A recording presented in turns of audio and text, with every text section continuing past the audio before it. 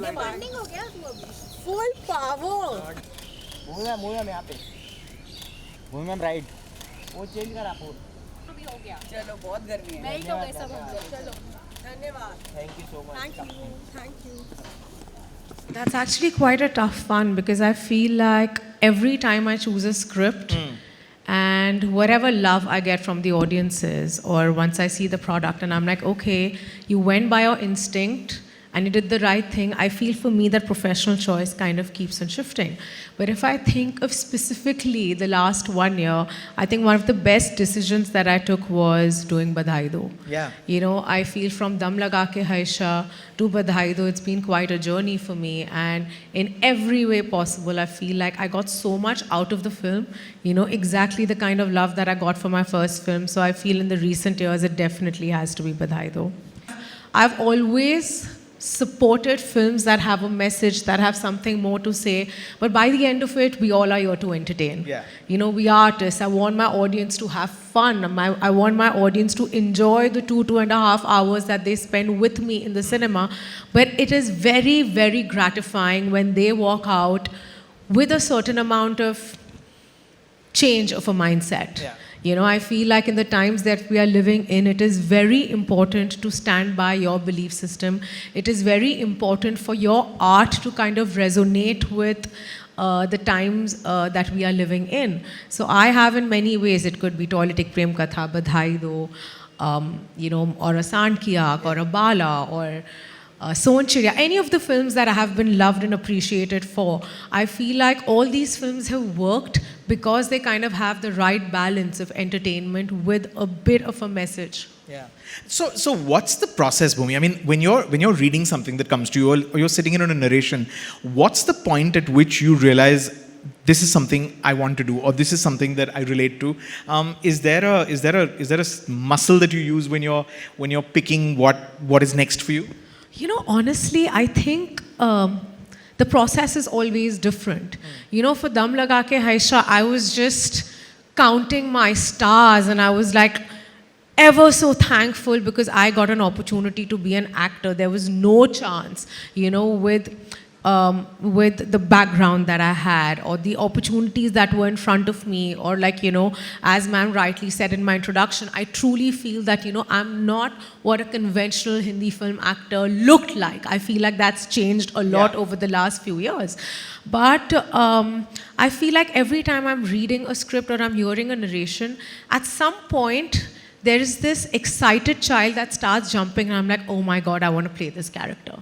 Oh my God, I want to be a part of this story. Because for me, honestly, the length of the part does not matter. Right. And I feel I've been applauded many times when I've not kind of conformed to कि ना ये picture करो क्योंकि ना ये full picture आपके ऊपर है, या ये picture मत करो क्योंकि यार इसमें 5 ही scene है. But I have actually experienced it with a film like Son Chiriya when I actually entered on the 45th minute. Right. And everyone was like, but why would you do this film? There are like 11 male actors and, you know, you have like I literally had 9 scenes that mattered in the film.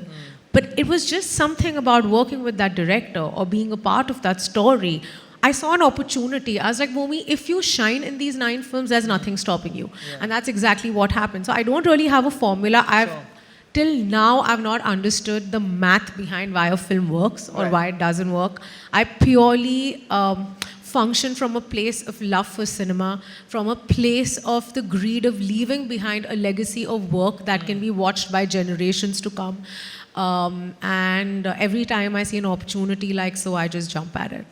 Now, the choices you've made, like you said, you know, I'm guessing there are, and I don't know if it still happens. I guess now you've proved to be a bit of a deet, so I don't know if it still happens. But when you know, you're grateful for the opportunity to be offered something like Dam Laga Ke Haisha, but I'm guessing there are people who are telling you, are you nuts? Why would you do this film? It's your first film where you're going to put on all this weight and people are going to think that's who you are, right? Absolutely. In fact, you know, while I was going through that process, interestingly, so I was not allowed to tell anybody. I was like in an embargo that, you know, because they were launching me and it was this unconventional film and, you know, they put in all their might to kind of keep this a secret. So people in my personal life, while I was going through that transformation, because I had gained a decent amount of happy weight to portray that character, they kept asking me, what's wrong with you? You know, and that is the strength that I kind of channelized into my character, because I was like, there's so much stigma attached to the way one looks globally, not just in our country. You know, because people actually came up to me and asked me that, you know, is everything okay at home? Like, you know, are you unhappy? Because that's what they correlate any kind of weight gain with. I was like, no, why can't I just be a happy girl, you know, who's really enjoying her process through life? And I love food, I enjoy food, why can't I just be that? Anyhow, I channelized a lot of that energy into Dam Laga Ke Aisha, but I feel more than how I looked physically, people were not convinced that I'm from Bombay. And this happens till date. So every time, and it's actually happened at the start of my career. I remember I was speaking to a very famous personality from the media, and it was one of my first interviews with her. And she was surprised at the way I spoke, because she just thought that maybe I belonged to a part of India that I'm actually not from. And I was like, okay, that must have been one hell of a performance that I've actually convinced people that I am from that part. The country, yeah. You know, then when you stand for something that is important, and you put your weight behind, you put your strength behind, you know, films like Bala that you spoke of, and Son Chidi, and these are unconventional choices, unusual choices. When there's a conversation around, say, the brown facing in Bala, or you know, the accusations of ageism in Sand Ki Aankh, we'll not get into why those happen, but does that make you feel, as someone who's actually on the other side of the argument, where you're actually trying to fight to sort of destigmatize those prejudices, does that become disappointing that that's what people take away, or does it make you question that, did we screw up, did we make a mistake? I mean, I think it's a mix of both. You know, there is a certain amount of realization that if I'm trying to create a democratic, artistic environment, then I should also be a part of the solution. You know, having said that, the truth of the matter is that in the commerce of the business that we are in, an idealistic world does not always exist. I would want to create that, but it doesn't honestly exist, because this conversation stands true for me from my first film, because I wasn't naturally the way my character in Dam Laga Ke Aisha was. Correct. I have always tried to transform. If I think of it personally, the greed that I have as an actor, I'm never going to stop taking up these roles. You know, am I not going to try and create more opportunities for other actors to be a part of it? 100%. You know, but I'm not going to stop taking on these roles, because I'm an actor. It is my primary job to be able to play different characters. You know, so I don't think I'm being dishonest to, or I'm doing a disservice to what I'm supposed to do. But yes, it would be a disservice if I don't create an environment that is equal and has more opportunities. Sure. You know, just to rattle off some of your filmography: Toilet Ek Prem Katha, Shubh Mangal Savdhan, Sand Ki Aankh, Bala, Badai Do, Bheed. They're clearly films which are socially relevant films. Is this merely a coincidence? I don't think so. You know, for the first half of my career, I was like, no, these films are just coming on to me, but the truth is, these are my choices. I think I have, I think it's inherently in my nature to give back. And I feel like the position that I'm at, I'm very fortunate that my work, my job, or my art gives me an opportunity to kind of give back, and this is kind of my way or my service to the society. And I feel like a lot of it comes from my upbringing, because, you know, I always saw my parents do the same through their own ways. And I have immense love for the country that I live in. I am a very, very proud Indian, and I always have been. So for me, to create, to have any kind of positive impact within my country gives me a lot of pride and a lot of pleasure. So I feel like I'll always continue doing socially relevant cinema. But having said that, I also kind of enjoy dwelling into Pati Patni Aur Wo, or like, you know, some of the films that are going to come out, or, you know, because for me, I want to be entertained while I am filming that film. You know, so even if it's a Bala, or it's a Dam Laga Ke Aisha, or a Sand Ki Aankh, you know, all these films have had a certain amount of lightness to them while kind of conveying something very important. So I think that's something that I like dwelling in.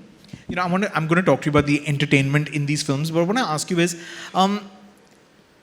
Do you think that socially relevant films or films that have, a film like Toilet Ek Prem Katha, which was very important, which was speaking about something specific, do you think they have the potential to lead to change? And have you experienced that in the films that you've done, or through the films that you've done? Have you noticed real world changes that may have occurred post a Toilet or post a Bala or post any of these films that you did? Absolutely. You know, if I speak of Toilet Ek Prem Katha specifically, a film that I'm so proud of, it honestly was a career-changing film for me, because for me, Toilet Ek Prem Katha was like a re-debut, in somebody who was like the closest to who I am.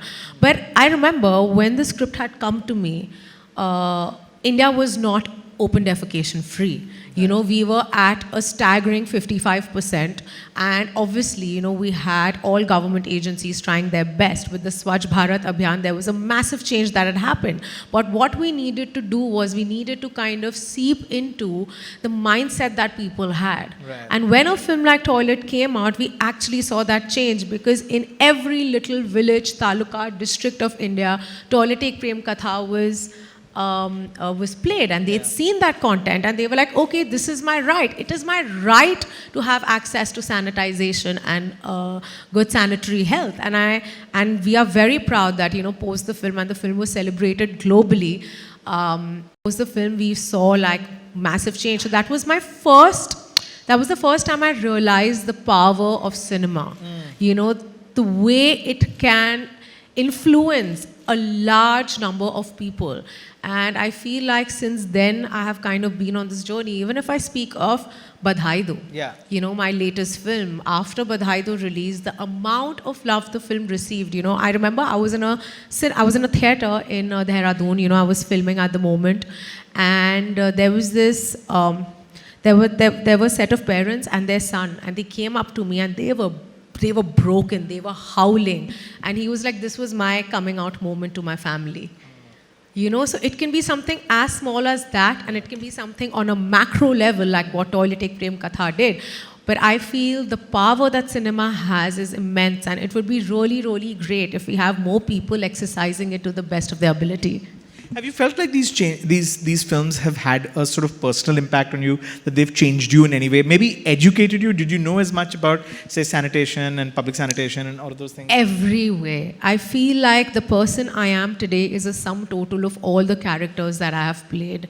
I started off as, I would call myself privileged, because I was born into a family that let me do what I desired. I had great education. I was born in a city like Mumbai. So I would like to believe that, I was privileged. Yeah. But once I got into my life as an actor, I realized that, okay, I might be woke, but that's not enough. I wasn't woke enough. I wasn't sensitive enough. I wasn't empathetic enough. And my characters have made me that. Today, when, it could be the work that I did in COVID, or it could be Climate Warrior, or it could be my position with the UNDP. I feel all of it has come because of the films that I've done. Right. And all these parts have really shaped me up into a more responsible, empathetic human being. I mean, it can be the experience that I went through with Son Chiriya. I was 26, and I was playing a mother to a 16-year-old who was a rape victim. And she was nurturing a young girl who she was on the run with. I did not ever feel that I could feel so maternal about somebody. And that little girl is still a part of my life. Like, she's an everyday part of my life. She is my daughter. But that film did that to me. Right. It made me a lot more selfless. And I feel like with every film experience, I'm so fortunate that these movies have I would like to believe my films have really humbled me down. Right. It's interesting you say that, because what I was going to ask you is, and I think everyone will agree, film people, actors, have this sort of tendency to feel that they're changing the world. I mean, that they're sort of the most important beings at the center of the universe. Did it make you feel? I mean, does doing films based on real people? I mean, Toilet was based on characters that really existed. Other films you've done. Humbled is actually the word that you use. Does it sort of make you feel, sort of recognize one's place in the world, and kind of recognize where, as actors or just as normal, regular people, perhaps how small how small a place we occupy, whereas there are real heroes doing real things. Oh, absolutely. You know, we are not the real heroes. You know, that's why calling myself a female hero or a heroine is something that really, really troubles me. You know, but the fact that I get an opportunity to portray these real heroes on the big screen is something that I'm very, very grateful of. And you're absolutely right. I feel like as actors, we feel like the world revolves around us and we know we are God's gift to humanity, but we are not. You know, and I feel that's the change that my generation has seen. When I see myself or my colleagues, I'm like, okay, this is the way to lead. I think what we need to be is we need to be good role models. You know, we need to be a good role model to the future generations to come, and we need to be agents of change. Right? The change is not happening only because of me. I want to be a part of a larger solution. You know, and that's the only way you can be humble and you can be grounded. Because for me, I don't think I'm the end all and be all of everything. You know, and a lot of it has happened because of my cinema. You know, there are, of the films that you've done and of the films that we spoke of, there are some that went on to be commercially successful and some that perhaps didn't. And yet there were films that are regarded and remembered because they were interesting choices and they said something that was important and needed to be said, and they were made with purity and integrity. And yet, we understand that this is a business and there's a lot of pressure on actors. I mean, you can afford those choices because you're a viable actor.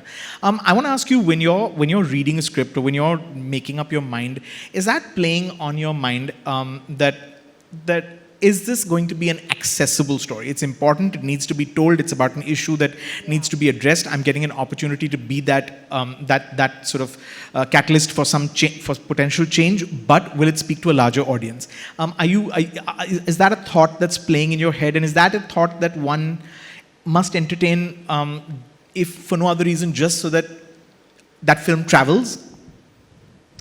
I think you kind of pick your battles. You know, there are some films that I do for myself. There are some films that I do for myself, but also for the love of the business. You know, like for example, when I did Sonchiriya was off cinemas in 6 days. It was maybe my first heartbreak because every film of mine was a blockbuster before that. You know, I had a series of 4 films and they all were like, whatever. They did incredible numbers. They traveled really well. I was like on an all-time high. And then came Sonchiriya, a film I was so attached to because I gave that film 8 months of my life and I was like, this is it. Like, you know, this film is really gonna be one of those that has like good content, etc., etc. But the film was off cinemas in 6 days and it really broke my heart. But the film still lives on. When people speak of my filmography, they speak of a Dam Laga Ke Haisha, and the next film that they speak of is a Sonchiriya. There are so many filmmakers that have given me work because they loved my work in Sonchiriya. So maybe it did not find a larger audience, but the film did find an audience. So I feel that was a very big learning for me. But by the end of it, honestly, when I'm reading a script, I don't know what works, what doesn't work. Yes, I'm aware of what the environment globally is. You know, so I know like, okay, there might not be a lot of takers, but you always have that little hope that, you know, you don't know what might change. Because, for example, for Dam Laga Ke Haisha, right, on paper, nobody could imagine a film like Dam Laga Ke Haisha working.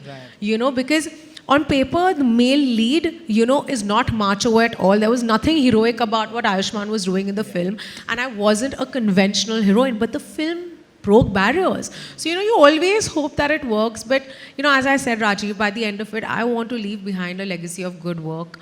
I want to leave behind films and characters and performances that can be watched through generations. I want to live on through my cinema. So I feel like that's the only thing that I think about when I'm choosing film. You know, when you do the rom-coms and you do the fun films, you did a film called Govinda Naam Mera last year, and I know you have a very exciting rom-com that you've shot already. Is that to balance it out? Is that because it's just fun and I also want to let my hair down and I'm a young girl who wants to look pretty and have fun on screen? How do you make those choices? Look, I was 12 when I kind of told my mother I want to be an actor. And I wanted to be an actor because I saw like Sri Devi ji, I saw Madhuri Dixit, I saw these wonderful women create magic on screen.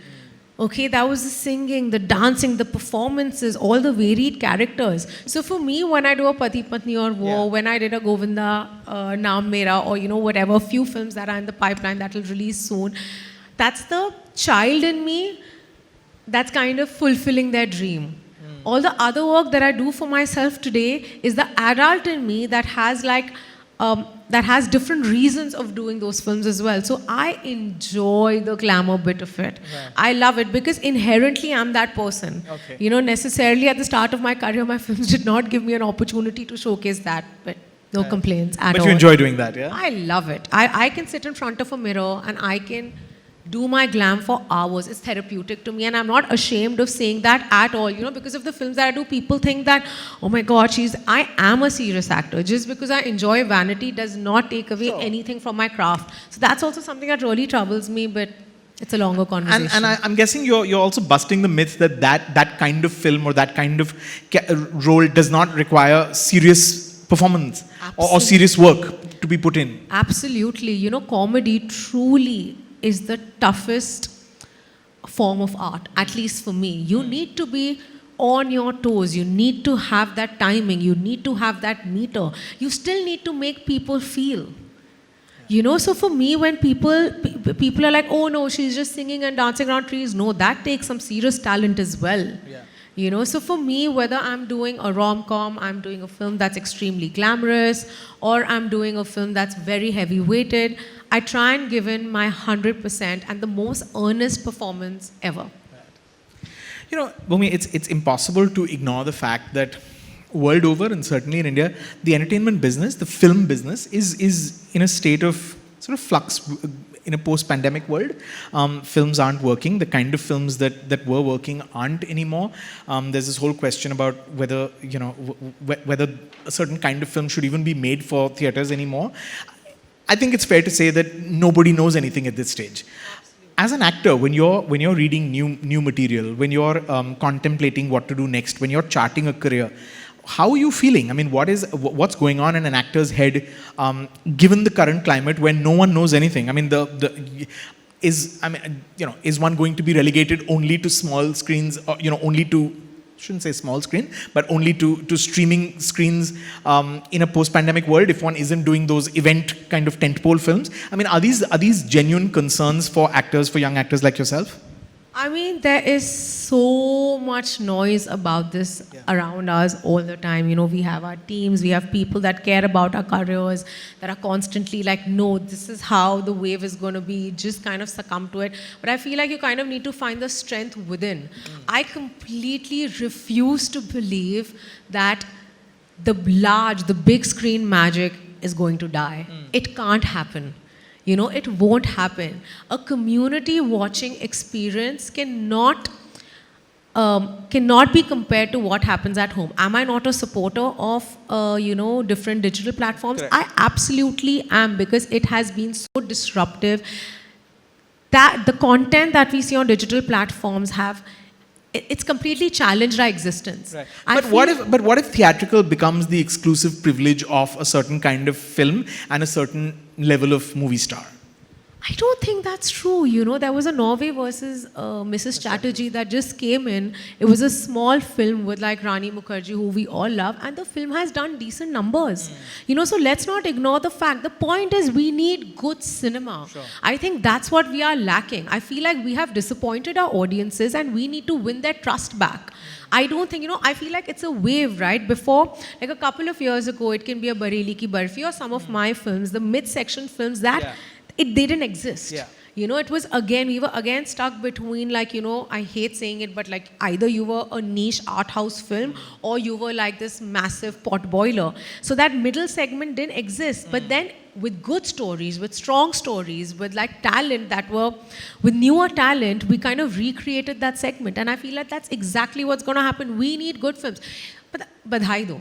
For example, we were the first film that came out after the lockdown on a 50% occupancy, with no night shows, with Delhi completely shut, we did somewhere in the mid-20s. You know, at that point, we were like, oh my God, I don't know. But today, when I look at it at hindsight, there aren't the bigger pot boilers also that have done those numbers. So that kind of gave me the confidence that no, if you have a good story, if you are true to what you're going to give your audiences, they will come in and watch it. Right. So you're not worrying about numbers when you're reading a script. You're not worried about is this going to travel? Is this not? Is this going to go to streaming, straight to streaming? Never, not at all. You know, like obviously the environment now is different. So, you know, the parameters of what we think, oh, will this happen? Will this go? But even back then, right, when my choices were different, I only went by the content and the material that excited me. And I feel the only way I will survive as an actor and I'll thrive as an actor is if I'm true to what I enjoy doing. Sure. Well, you've also sort of walked the talk when it comes to, you know, what you do off screen, and you describe yourself as a climate warrior. That's something that you feel very strongly about and you put your strength behind. Can you talk about why that was important and sort of, you know, why climate became the cause that you needed to put your strength behind? I mean, was there a particular was there something that triggered that? Was that something that there's been a lifelong sort of concern over? Absolutely. So, you know, when I was a young adult, I had a lot of climate anxiety, you know, because I always had these questions, okay, what happens when all our natural resources are depleted? How will I survive? I love my family so much. Will I be able to protect them? And as an adult, I realized that, okay, I have these questions, but I'm not doing enough about it. You know, I would be in like rooms full of powerful people. This is like a couple of years ago. And every time I spoke about it, people would like shun me away or shush me and be like, oh, this is not a real problem. But with everything that we are going through, I think it's very clear that climate change is real. And that's why we started Climate Warrior, an advocacy platform about climate change. And we've done some immense work. And I feel like this is not my battle alone. You know, this is a battle that all of us need to join hands in, because I truly believe that climate change is the largest looming threat that humanity will ever face. And do you feel like you've been able to reach out to, I mean, and first port of call is always one's own, you know, colleagues and stuff. Do you feel like your colleagues get it? Do you feel like this is something that, I mean, I don't think one can put the entire responsibility on your shoulders, but do you feel like enough people in your business care about the environment? I think I have seen a change in the last few years, especially post the pandemic. Yeah. You know, I think before that, people were just ignorant and they're like, oh my God, no, some 3 generations later, this is going to affect us. But the truth is, it is affecting us today. Right now, we all can feel it. So I feel like I've seen a certain amount of shift in attitudes, and people are taking up responsibilities. Like, I know sets that are going completely sustainable. You know, fashion is going sustainable in many, many ways. Are we doing enough? Absolutely not. But has the change started? I would like to believe yes. That's an encouraging sign, actually. I feel like we have time for maybe one question. And are we taking questions from the room? But I'll quickly. Bhumi, now, where do you see your? I mean, is there a direction for, you know, for anyone that's not an actor? You know, people like us in 9-to-5 jobs, or people who are not you know, who are not necessarily in a creative field. There are goals. You say, in 3 years, I want to be able to buy a house. In 5 years, I want to buy an island, whatever. I mean, are you able to make goals for yourself in terms of where you want to go with, in what direction you want to go with your career? I don't actually mean sort of tangible monetary goals, but no. You know, this is the direction I want to go in. I want to be known as the next Sridevi, the next. No. I don't know. I mean, honestly, no, I don't. I've really thought about it as like, you know, I can't even. I have an idea of what my life needs to be like, and that idea was kind of, that vision came on to me when I was very, very young, and I'm just trying to fulfill every fragment of that vision. Now, whether that comes with me being a global star icon, or whether that comes with the work that I do, I don't know. I just want to live a fulfilled life, and I still can't pinpoint what gives me that satisfaction. So it's an everyday journey. So I literally have no 5-year plans, no 10-year plans. I just want to keep going. The only thing I want to be is, I always want to be relevant. Right. I always want to be somebody who has an impact. I don't want to sound pompous, but I never wanted a normal life. You know, I'm asked this so often, don't you miss being normal? I'm like, no, I don't. Okay. this is all I ever wanted. I wanted people to know me for the work that I do. I wanted, as I said earlier, to be a good role model for many, and that's the life I'm living. And the day that's taken away from me, I think it'll be very tough for me to exist. You mentioned global star. Is that a hope? Would you like to work outside? Would you like to? Absolutely. Like, I would love to. I don't know when or how, at what stage of my career or life would that happen, but I feel like it will. Okay. Well, all the best. If we have maybe 2 questions we can take from the room. If anyone has a question, you can raise your hand, and we will maybe pass the mic on to you. Yes. Seema there. If someone can pass the mic to Seema. Yeah, okay. Sure.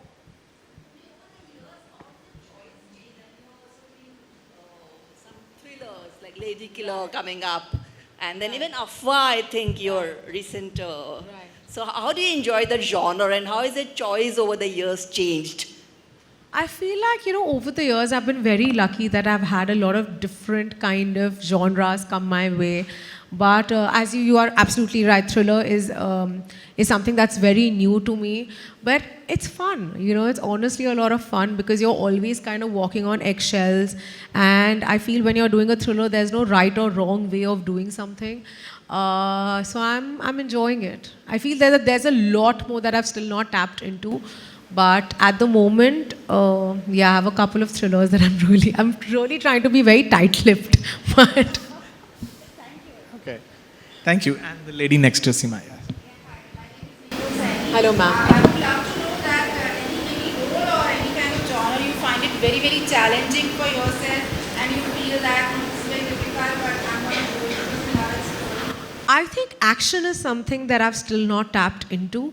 It would be very, I definitely want to do an action film because I feel like the work that I'll have to put in would be a lot more than just like my performance. I'll get to learn a skill and maybe really channelize the badass energy in me. So I think action would be a challenge and a challenge enough for me to enjoy it.